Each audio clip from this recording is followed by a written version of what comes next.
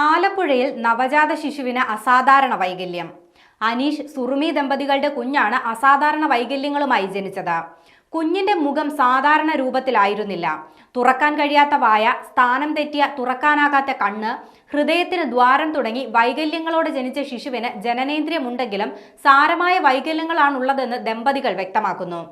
മലർത്തിക്കിടത്തിയാൽ കുഞ്ഞിന്റെ നാവ് ഉള്ളിലേക്ക് പോകുന്ന അവസ്ഥയാണ്. കൂടാതെ ശ്വാസതടസ്സവുമുണ്ട്. അതിനാൽ തന്നെ കുട്ടിയെ കമഴ്ത്തി കിടത്തിയിരിക്കുകയാണ്.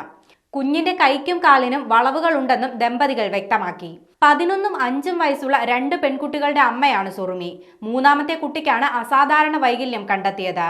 ആലപ്പുഴ അമ്മയും കുഞ്ഞും ആശുപത്രിയിലാണ് സംഭവത്തിൽ 4 ഡോക്ടർമാർക്കെതിരെ കേസെടുത്തു. ആലപ്പുഴ വനിതാ ശിശു ആശുപത്രിയിലെ ഗൈനക്കോളജിസ്റ്റുമാരായ ഡോക്ടർ ഷേർലി, പുഷ്പ എന്നിവർക്കും സ്വകാര്യ ലാബിലെ 2 ഡോക്ടർമാർക്കുമെതിരെയാണ് കേസെടുത്തത്. ആലപ്പുഴ സൗത്ത് പോലീസാണ് കേസെടുത്തിരിക്കുന്നത്. ഗർഭകാലത്തെ സ്കാനിങ്ങിൽ കുട്ടിക്ക് വൈകല്യങ്ങൾ ഉണ്ടെന്ന് ഡോക്ടർമാർ അറിയിച്ചില്ലെന്നാണ് ദമ്പതികളുടെ പരാതി. 7 തവണ സ്കാൻ ചെയ്തിട്ടും വൈകല്യമുണ്ടെന്ന് ഡോക്ടർമാർ പറഞ്ഞില്ലെന്നും പരാതിയിൽ ചൂണ്ടിക്കാണിക്കുന്നുണ്ട്. സ്വകാര്യ ലാബിൽ പരിശോധന നടത്തിയത് ഡോക്ടർ ഇല്ലാതെയാണെന്നും പോലീസ് കണ്ടെത്തി. രഹസ്യാന്വേഷണ വിഭാഗത്തിന്റെ അന്വേഷണത്തിലാണ് ഡോക്ടർ ഉണ്ടായിരുന്നില്ലെന്ന് കണ്ടെത്തിയത്. എന്നാൽ സ്കാനിംഗ് റിപ്പോർട്ടിൽ ഡോക്ടറുടെ ഒപ്പും സീലും നൽകിയിട്ടുണ്ടെന്നും പോലീസ് കണ്ടെത്തി. കഴിഞ്ഞ നവംബർ 2-ാം തീയതി നടന്ന പരിശോധനയ്ക്ക് പിന്നാലെ സുറുമിയെ ഉടൻ മെഡിക്കൽ കോളേജിൽ എത്തിക്കാനാണ് ഡോക്ടർമാർ നിർദ്ദേശിച്ചത്. മെഡിക്കൽ കോളേജിൽ നടന്ന പരിശോധനയിലാണ് ഗർഭസ്ഥ ശിശുവിന്റെ വൈകല്യം കണ്ടെത്തിയത്.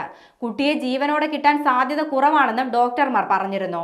തുടർന്ന് നവംബർ 8-ാം തീയതി ശസ്ത്രക്രിയയിലൂടെ കുഞ്ഞിനെ പുറത്തെടുത്തപ്പോഴാണ് അസാധാരണ വൈകല്യങ്ങൾ വ്യക്തമായത്.